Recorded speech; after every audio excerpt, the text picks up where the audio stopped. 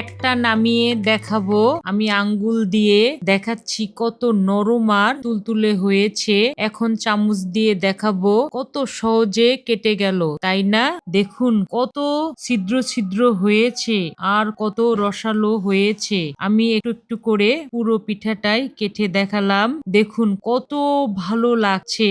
যারা মনে করেন দুধ চিতই পিঠা গ্যাসে হয় না, তাদের জন্য সুখবর। নানা টিপস সহ আজকের এই দুধ চিতই পিঠার রেসিপি আমি গ্যাসে তৈরি করেছি। আশা করি আজকের এই রেসিপি আপনাদের ভালো লাগবে। আর ভালো লাগলে সাবস্ক্রাইব করে ভিডিওটি লাইক কমেন্ট শেয়ার করে আমার সঙ্গে থাকবেন। চলুন ঝটপট দেখে নিই। এখানে 500 গ্রাম আলো চাল আছে, আমি 8-10 ঘন্টা ভিজিয়ে রেখেছিলাম। আর এখানে 300 গ্রাম আতপ চাল আছে, আমি 1 ঘন্টার মতো ভিজিয়ে রেখেছিলাম। সব একসঙ্গে মিশিয়ে দিলাম। চাল যত বেশি নরম হবে পিঠা তত বেশি ফুলকো ফুলকো হবে। এখন আমি চালগুলো পরিষ্কার করে ধুয়ে নেব। চাল ধোয়া হয়ে গেছে, ব্লেন্ডারের জারে নিলাম। আমি 2-3 বার ব্লেন্ড করে নিব। আমার চাল যেহেতু বেশি, ব্লেন্ড করা হয়ে গেছে। আমি কিন্তু মিহি করে ব্লেন্ড করে নিয়েছি, এটা প্রথম টিপস। এখন দেখব পানি কতটুকু মিশাতে হবে। আমি অল্প করে পানি দিয়ে বেটাটা রেডি করে নেব।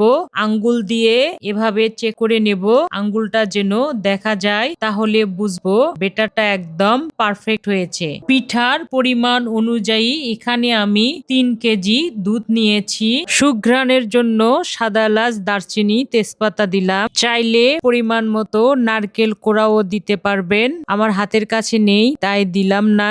এখানে টিপস, দুধ বেশি ঘন করে জাল দেওয়া যাবে না, তাহলে পিঠা রসালো হবে না। দুধ জাল দিয়ে রেখে দিলাম, গরম থাকবে। ওদিকে পিঠার কড়াইটা আমি ফ্রি দিয়ে নিয়েছি। এখন উচ্চ মিডিয়াম আঁচে সব পিঠা তৈরি করে নিব।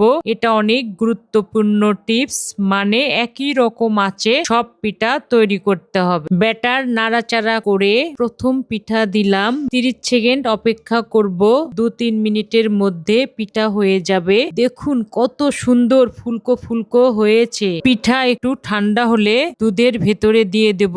দুধ কিন্তু এখনো অনেক গরম আছে, আর এভাবে দিতে হবে, এটাও একটা টিপস। এভাবে সমস্ত পিঠা ভেজে আমি দিয়ে দেব।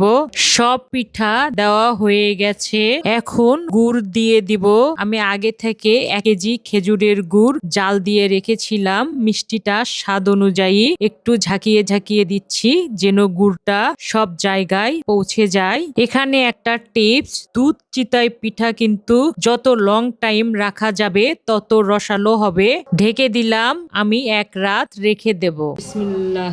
দেখুন কত সুন্দর ফুলকো ফুলকো আর রসে ভিজে টইটুম্বুর হয়েছে দুধ চিতই পিঠা। তো আমি যেভাবে তৈরি করেছি স্টেপ বাই স্টেপ এভাবে তৈরি করবেন, ইনশাল্লাহ একটি পিঠাও মিস যাবে না। এভাবে তৈরি করবেন, ছোট বড় সবাই একদম তৃপ্তি করে খাবে। আজ এ পর্যন্তই, আবার দেখা হবে শীতের নতুন কোনো রেসিপি নিয়ে। ভালো খান, সুস্থ থাকুন, আল্লাহ হাফেজ।